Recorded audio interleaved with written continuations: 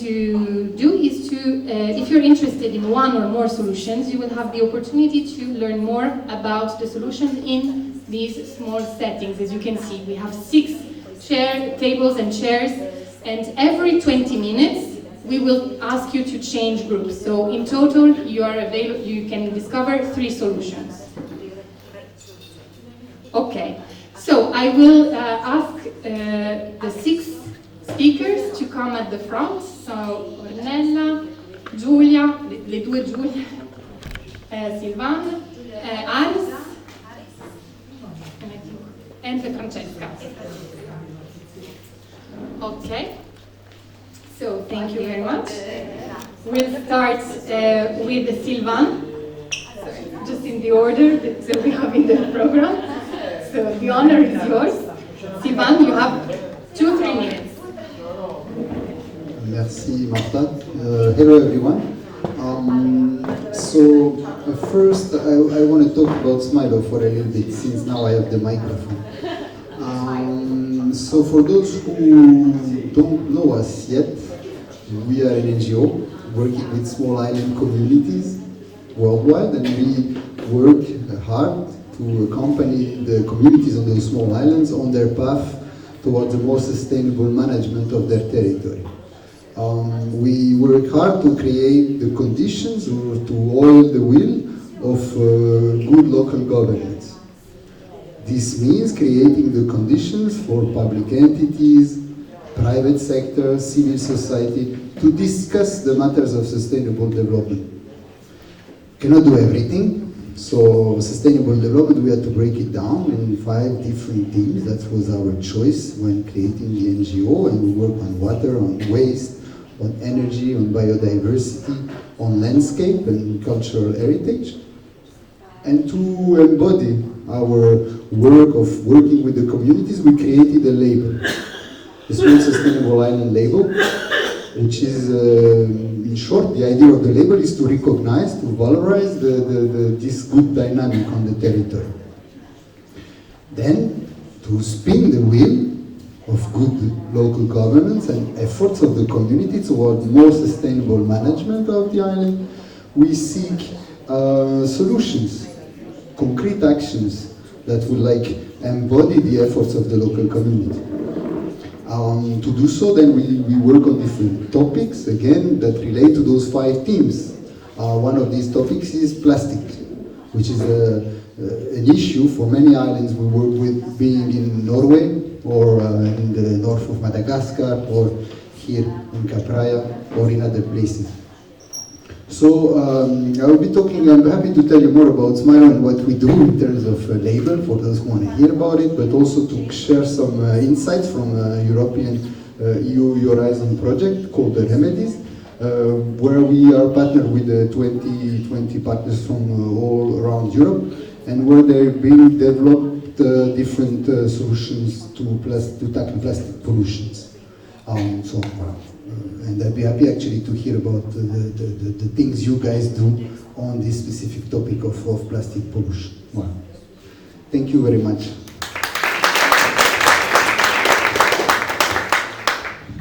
Thank you, Sylvain, and Sylvain will be here on my right. And next we have Giulia Bernardi, and that will presenting the model to develop an MPA in Salina. Grazie Marta. I also want to say thank you to all the organization. That's my moment to say thank you so much for allow Salina to be here, or a very international momentum. So this is a gift for this island. So I'm Giulia Bernardi, for the ones that are still don't speak with me. I represent an English NGO called Blue Marine Foundation, which is based in London and is mainly focused on sustainable fishing, marine conservation, and develop best practices for address to the young generations, but also for coastal and marine territories in general, worldwide. So it's based in London, but we work in the Med. We have 2 projects, huge projects. One is in Italy, led by me, and another one led by my colleague in Greece. Today I will briefly present a first ever model, I would say, in Italy, represented by the island of Salina, one of the 7 islands in the Aeolian archipelago, which is a place where I can say a bottom-up effect from local community is raising for the creation of the first marine protected area in this territory.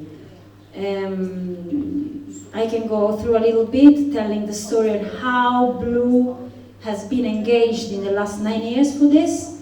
We work very closely with local community and with other local organizations, and of course with the policy from local to regional and even national for make this happen on a successful way. Thank you.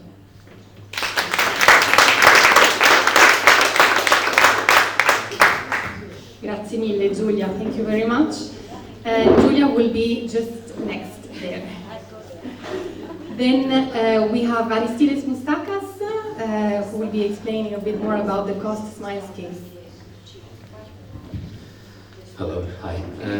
Thanks for organizing this. My name is Aris, A-R-I-S, because it's a Greek name. No need to go through all of it. I am affiliated at the Natural History Museum of Crete, University of Crete in Greece, but actually I'm part of a European Union funded research project. It's called SMILE. It sounds very similar to SMILO. So it's an acronym for securing ecosystem services in small to medium-sized islands.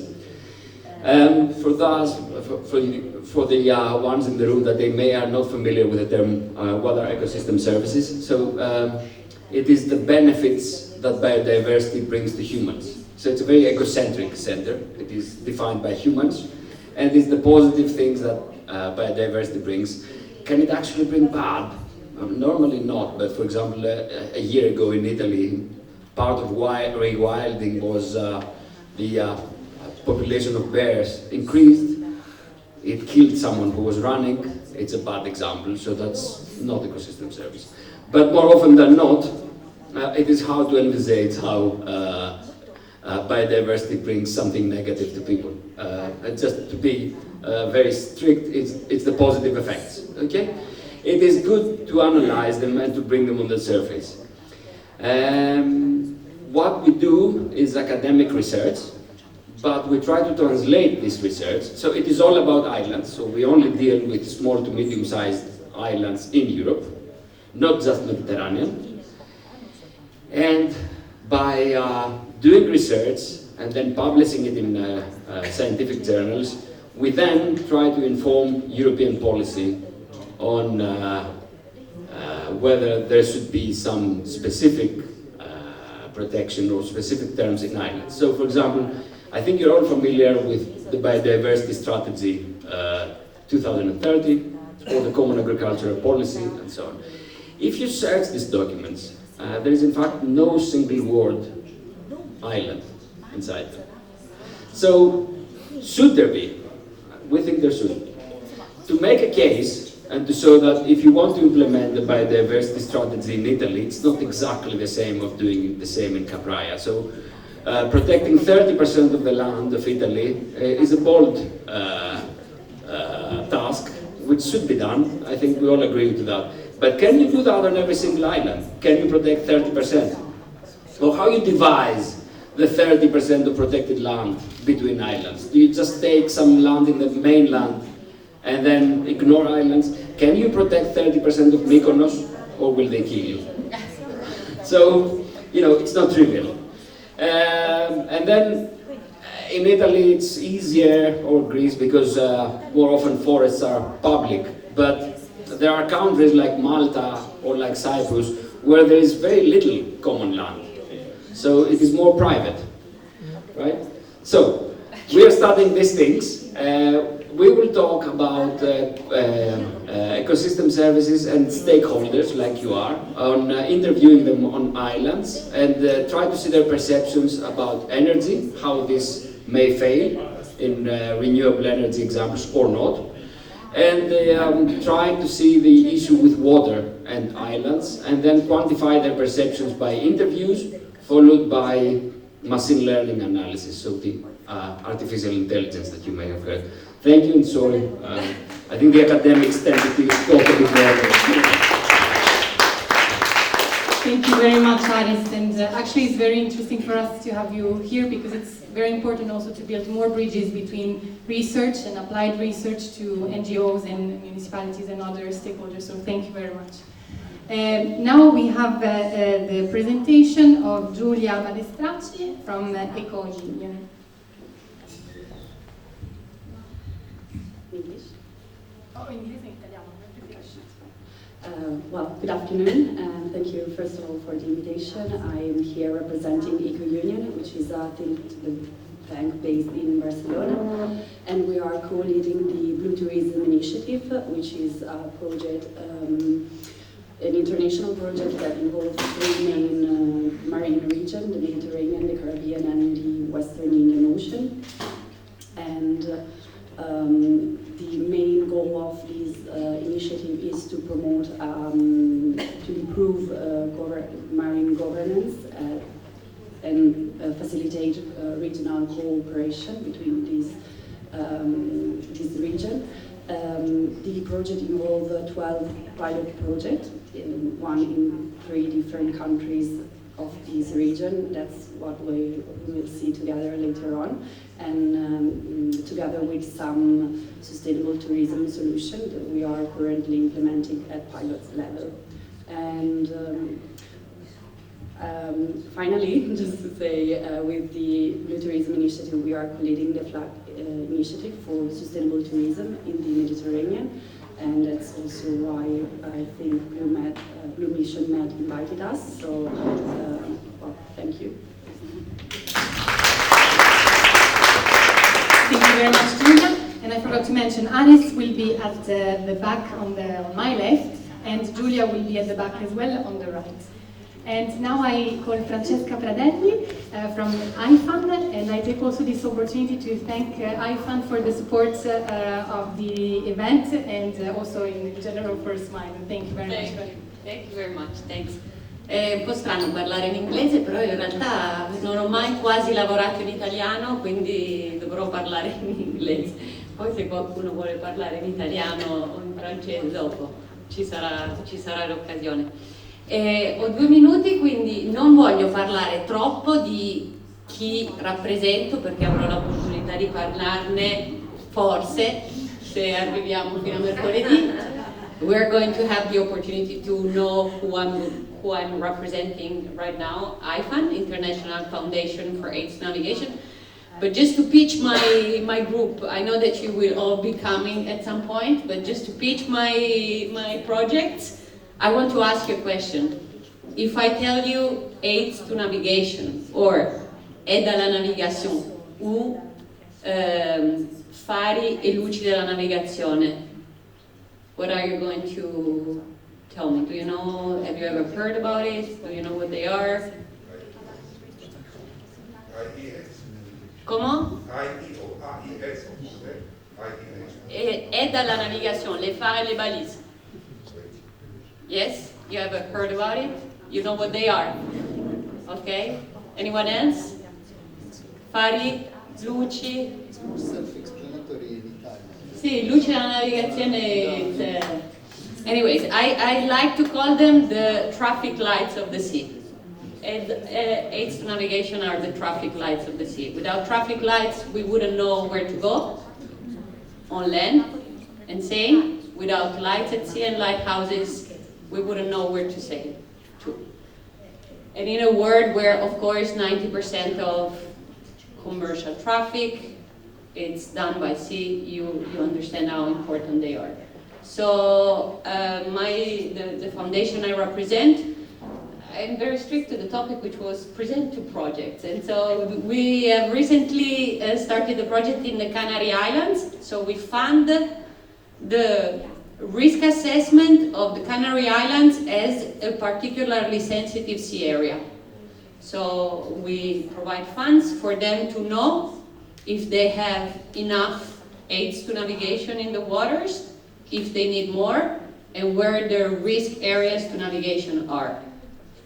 So this is one of the projects, and the other project, which is going to be launched in Nice in a couple of weeks, is in partnership with another foundation called Khaled bin Sultan Living Ocean Foundation, and it's all about ocean literacy. So it's a set of communication materials which will be given both to boaters, so people who actually use small boats, to know what the damages to the protection of the marine environment, the safety of life at sea that they could cause by not following some rules related to its navigation.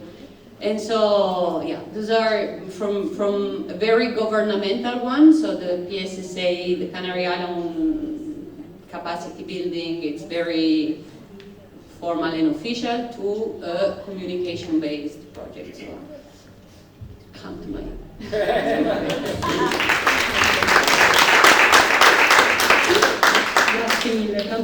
Francesca will be on the left. No, sorry, here. It's the end of the day for our meeting. Okay. Lastly, I will call Ornela Krezic. Hope I pronounce it well. And thank you very much for presenting your organization. Thank you, Marta. Okay, hello everyone, once again, to some of you. So my name is Ornela, and I come from Croatia. Today I represent an organization called Green Cell. For many years now, Green Cell organization is collaborating closely with nautical industry in education and sustainable development, and recently begun to measure footprint, meaning impact of nautical sector on the environment. Why it kind of started in Croatia? It started because at the moment, and for the past 10 years, Croatia has the biggest flotilla in the world. It doesn't mean we have the biggest number of boats in the world, it means the biggest number of boats for rent. And Adriatic Sea is half closed, very shallow sea. There is a great threat of pollution, and we don't have laws in place, not so much monitoring, and this is how we started. What are the things that are very polluting coming from the boats? Many. From the black waters, which are the toilets, grey waters, which is the kitchen and all the cleaning products and stuff like that, anti-fouling, copper paste that you put on the bottom of every boat, which is highly toxic for all marine life, plastics, microplastics, speed, lights, all sorts of things.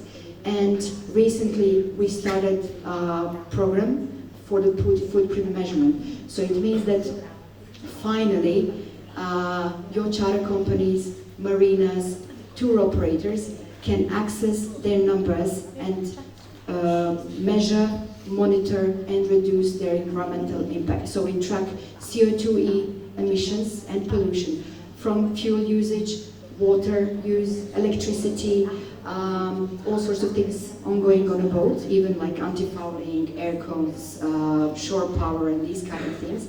And we are helping these companies to become more environmentally friendly. The problem was that we all have some kind of vague intentions or some kind of estimation what is going on when it comes to pollution. So we wanted to give the sector the exact numbers. So we can, we were thinking like you cannot manage what you cannot, where you don't have numbers. Yeah? So this is how we started, and finally we have a system based on which one day we're going to build different strategies, either local, national or regional, because at the moment we don't have any carrying capacity, let's say document, elaborate or something like that. And the problem is that there are so many parameters that you need to take into consider to build this kind of document.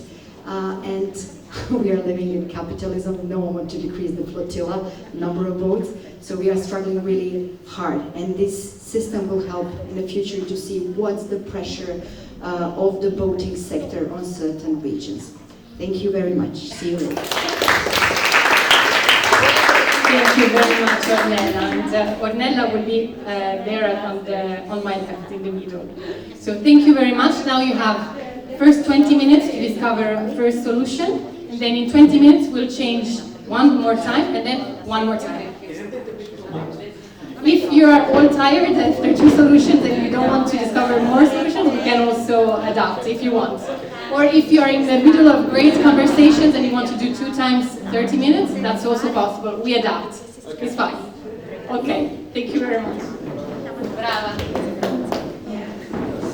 Bomba.